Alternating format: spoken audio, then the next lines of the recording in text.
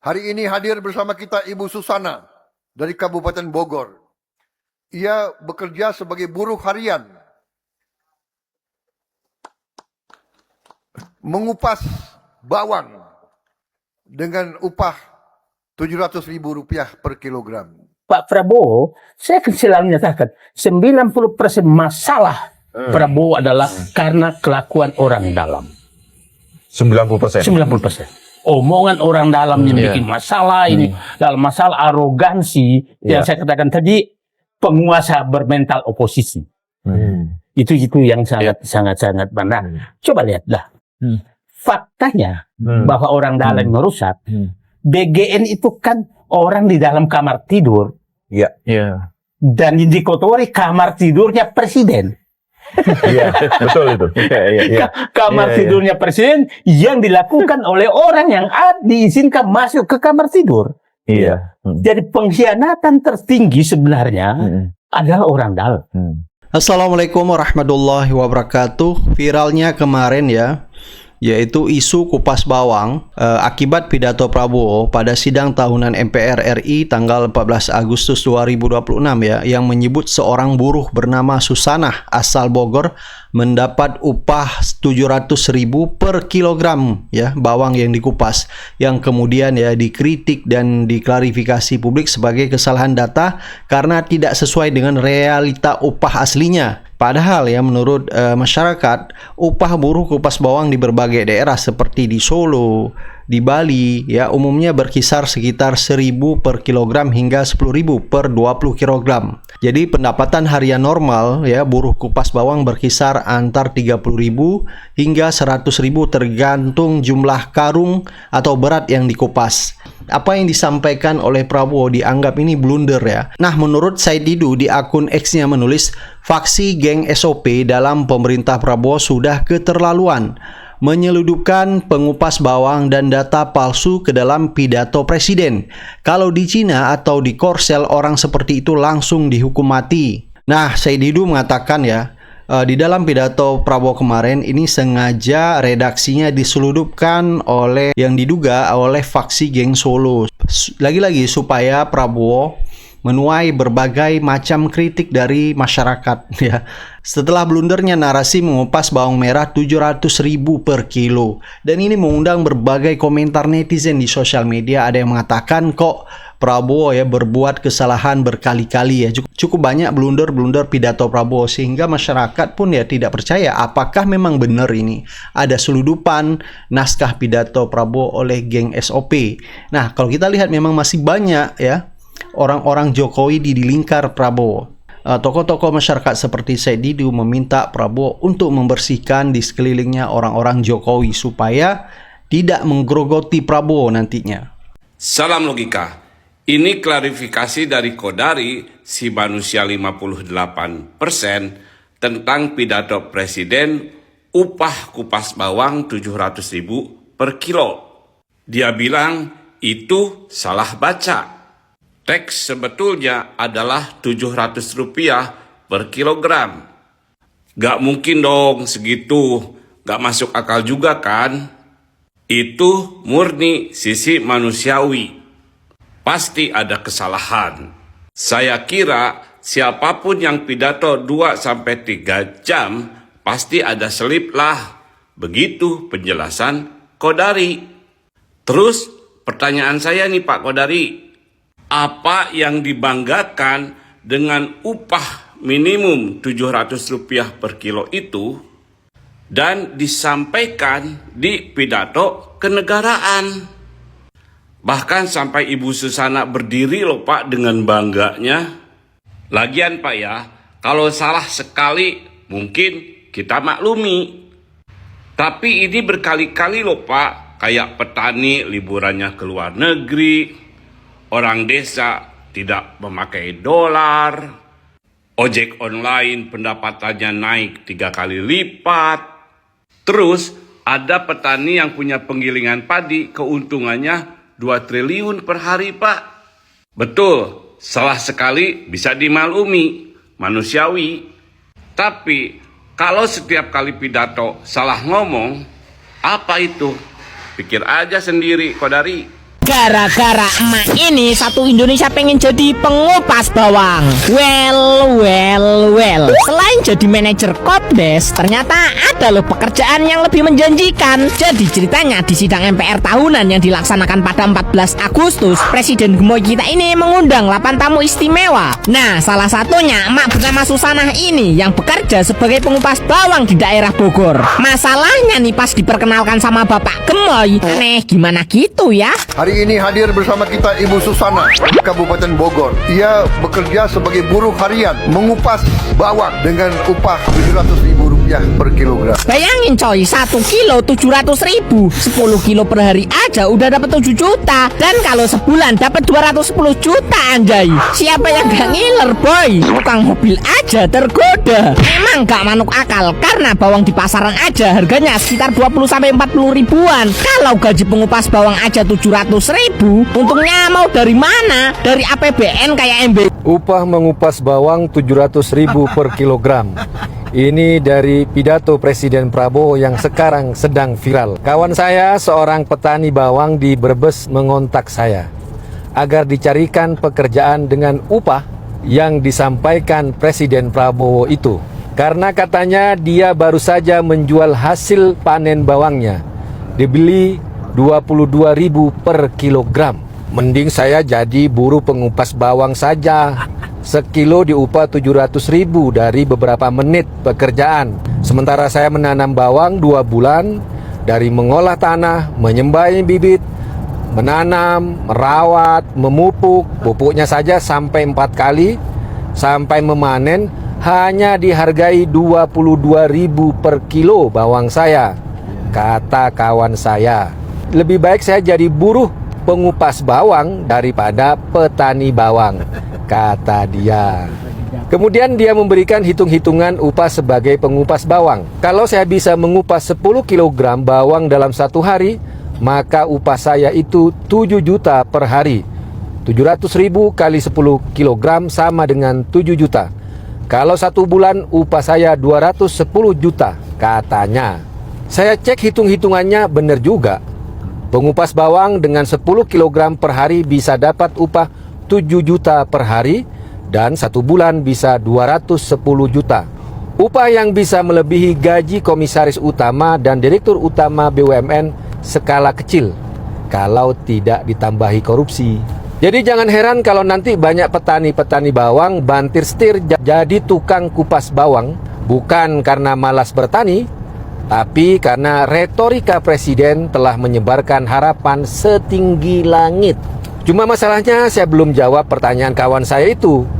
Di mana lowongan kerja mengupas bawang dengan upah 700.000 per kilogram itu? Anda mau bantu saya menjawab? Atau Presiden Prabowo yang mau menjawabnya? Di manakah itu? Upah ngupas bawang Rp700.000 per kilogram. Nih, langsung simak cuplikan videonya. Hari ini hadir bersama kita Ibu Susana dari Kabupaten Bogor. Ia bekerja sebagai buruh harian mengupas bawang dengan upah Rp700.000 per kilogram. Upah ngupas bawang Rp700.000 per kilo. Ini apa lagi coba? Ini pasti info salah. Ini pasti hoax. Ya, saya bisa pastikan tidak ada upah ngupas bawang sebesar Rp700.000 per kilogram. Mungkin Ibu Susana yang di Bogor itu juga kaget. Loh, perasaan upah saya Rp700 per kilogram, kok jadi Rp700.000? Ya, bayangkan saja ya, kalau Rp700.000 per kilogram, berarti kalau 10 kilogram sudah bisa dapat 7 juta. Nah, kalau 30 kilogram sudah bisa dapat 21 juta. Ini jelas pekerjaan yang sangat-sangat menggiurkan. Jangankan Ibu Susana di Bogor itu ya, saya dan banyak orang lain juga pasti mau mendapatkan pekerjaan itu. Tapi pertanyaannya, apa benar upah kupas bawang itu sebesar itu? Nah, dugaan saya, Presiden salah membaca data. Atau bisa jadi ya, pembantu Presiden sedang memainkan jilatannya. Ini dugaan saya loh ya. Karena kalau menurut saya, tidak ada ongkos ngupas bawang itu sebesar itu. Kecuali kalau di Arab Saudi atau di Eropa sana. Saya nggak tahu, mungkin bisa sebesar itu. Tapi kalau di sini, bisa saya pastikan tidak ada upah ngupas bawang sebesar itu. Saya bisa pastikan ya, karena apa? Karena saya juga punya lahan sawah yang ditanami bawang. Kisaran upah ngupas bawang itu ya per kilonya antara Rp700 sampai Rp1.000 per kilogram. Nah itu sudah mahal. Jadi bukan Rp700.000 per kilogram. Kalau Rp700.000 per kilogram, ya bangkrut lah yang punya usaha bawang. Parah. Ya tapi bagi para pendukung yang buta, mungkin kesalahan ini dianggap kecil dan biasa. Tapi ingat ya, sekecil apapun kesalahan, maka tetaplah salah dan wajib untuk diluruskan. Nah, melalui konten ini, semoga bisa meluruskan kesalahan pidato yang disampaikan oleh Presiden Prabowo. Dan dari konten ini ya, saya tidak menginginkan apapun, tidak menginginkan imbalan apapun. Karena apa? Karena ini inisiatif saya sendiri. Karena saya melihat belum ada buzzer satupun, buzzer istana yang mencoba untuk meluruskannya. Mungkin mereka sekarang lagi pusing mau mencari pembenaran. Mungkin sekarang mereka lagi pusing untuk menjilat seperti apa. Ya, tapi apapun itu, besar harapan saya ada pihak dari istana yang segera mengklarifikasi. Jangan kemudian selalu membenarkan atau menjilat demi posisi dan jabatan. Presiden juga manusia dan bisa khilaf. Tapi kekhilafan itu harus tetap diluruskan, bukan terus dijilat dan mencari kebenaran. Kalau kita orang awam dan salah, itu wajar. Karena kita tidak punya pembantu atau ajudan yang bisa membenarkan. Tapi seorang presiden RI kan punya banyak sekali pembantu. Dan tugas pembantu itu ya membantu presiden. Meluruskan ketika ada kesalahan presiden yang tidak disengaja dilakukan. Jadi bukan terus-terusan menjilat. Ya semoga saja kritikan ini bisa diterima dan saya tidak dianggap sebagai bagian dari Londo Ireng.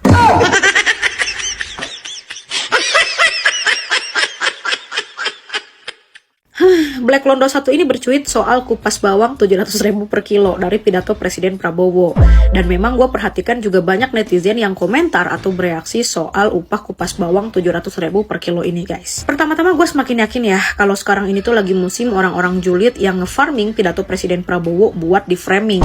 Seolah mereka ini sudah punya motivasi atau bahkan job desk. Kalau Pak Prabowo pidato tinggal tunggu bagian yang kepleset gitu loh. Karena bayangin gitu, dengan durasi selama itu Presiden Prabowo pidato memaparkan banyaknya pencapaian yang bahkan tidak pernah ada sebelumnya, kenapa yang disorot cuma bagian keplesetnya itu? Untuk saat ini kita tahu kan, kupas bawang 700.000 per kilo itu nggak masuk akal.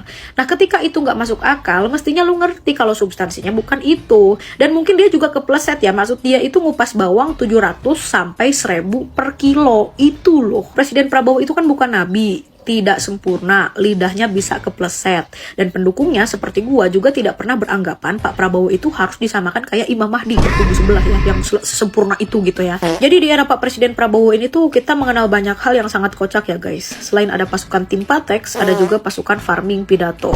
Next kira-kira bakal ada pasukan apa lagi guys?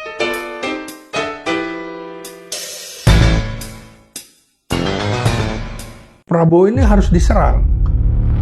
Karena dia dilingkari oleh kelompok-kelompok ABS, asal Bapak senang gitu.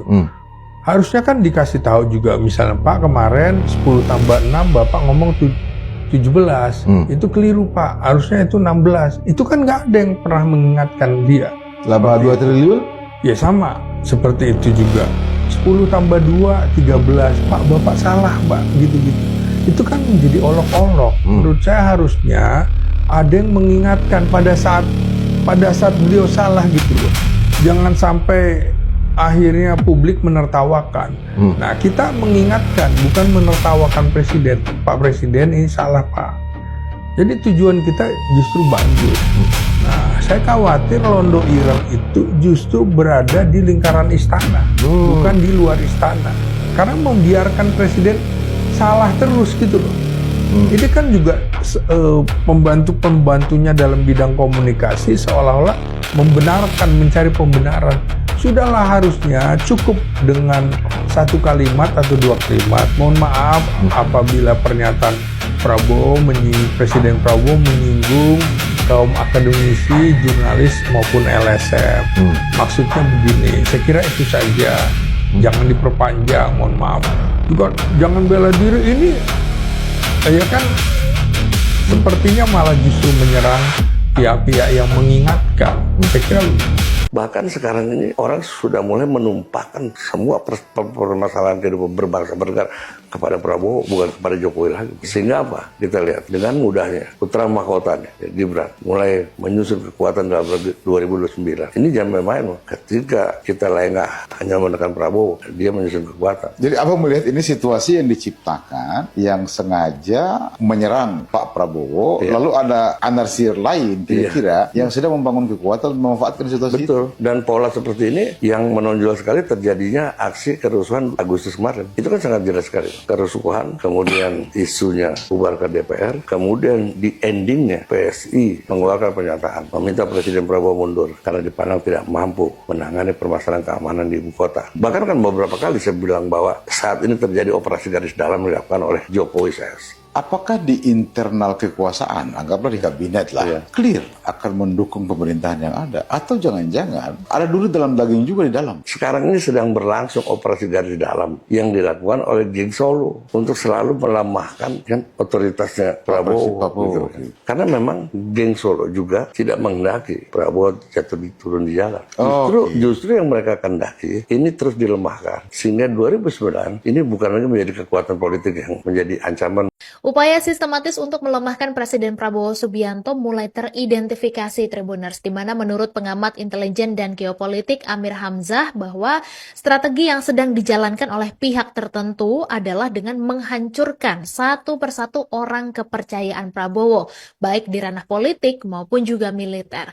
Di mana Amir menyebut nama-nama seperti Sufmi Dasko Ahmad, kemudian Hashim Joyo Hadikusumo, dan juga Jenderal Purnawirawan Syafri Syamsuddin sebagai target awal nih dalam manuver politik tersebut.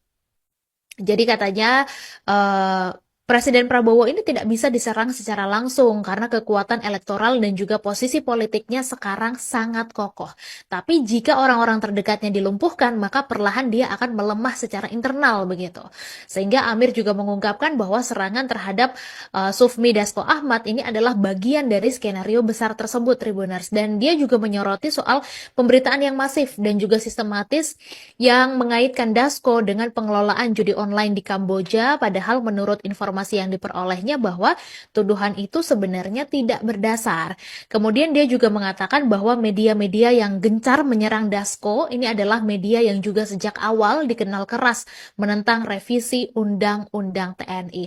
Dan sebagai Ketua Harian DPP Partai Gerindra, posisi Dasko ini memang sangat strategis begitu ya dalam menjaga soliditas partai dan juga komunikasi politik Prabowo. Oleh karena itu, menghancurkan kredibilitas Dasko ini dinilai adalah cara yang efektif untuk melemahkan Prabowo dari dalam. Kemudian selain Dasko, ada juga dua nama lainnya yang disebut-sebut menjadi target, yakni Hashim Joyo Hadikusumo, adik kandung Prabowo yang juga pengusaha berpengaruh. Kemudian juga ada Jenderal Purnawirawan Syafri Syamsuddin yang dikenal dekat dengan dunia intelijen dan pertahanan, di mana dia menilai bahwa serangan terhadap orang-orang terdekat Prabowo ini tidak semata berasal dari oposisi politik dalam negeri, tapi juga bisa ditarik ke skenario geopolitik regional yang lebih besar. Kemudian Amir juga mengimbau publik untuk jernih menyikapi informasi dan tidak mudah termakan isu-isu yang tidak didukung data kuat.